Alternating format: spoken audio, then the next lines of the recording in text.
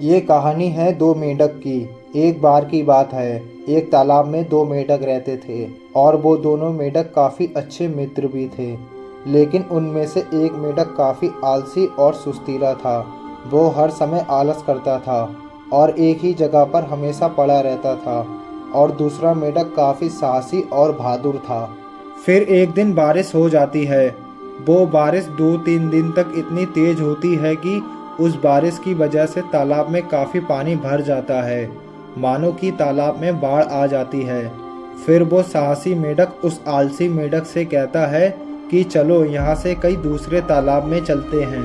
फिर वो दोनों मेंढक जंगल के एक रास्ते से जाने लगते हैं।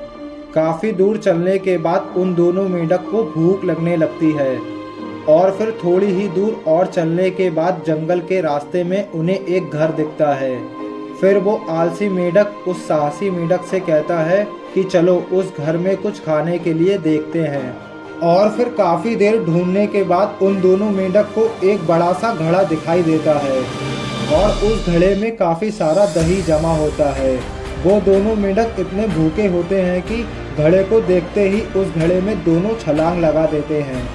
फिर वो दोनों मेंढक घड़े से बाहर आने का प्रयास करने लगते हैं, लेकिन वो घड़ा काफ़ी बड़ा होता है और फिर वो दोनों मेंढक उस घड़े में फंस जाते हैं। वो दोनों बाहर आने का काफ़ी प्रयास करते हैं। वो बाहर आने के लिए बहुत कोशिश करते हैं।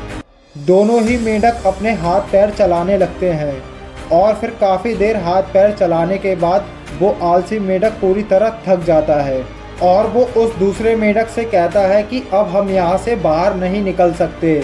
मैंने बाहर निकलने के लिए इतनी कोशिश कर ली, लेकिन मैं बाहर नहीं निकल पा रहा हूँ। मुझे लगता है कि हम दोनों यहीं पर मर जाएंगे। और फिर ये बात सोचकर वो आलसी मेंढक बाहर आने का प्रयास करना बंद कर देता है और फिर उस आलसी मेंढक की वहीं पर डूबकर मौत हो जाती है। लेकिन वो साहसी मेंढक प्रयास करना नहीं छोड़ता है। वो लगातार अपने हाथ पैर चलाता रहता है। वो मेंढक इतनी तेज हाथ पैर चलाता है कि फिर कुछ देर बाद वो दही मक्खन बनकर ऊपर आ जाता है और फिर वो साहसी मेंढक उस घड़े से बाहर आ जाता है।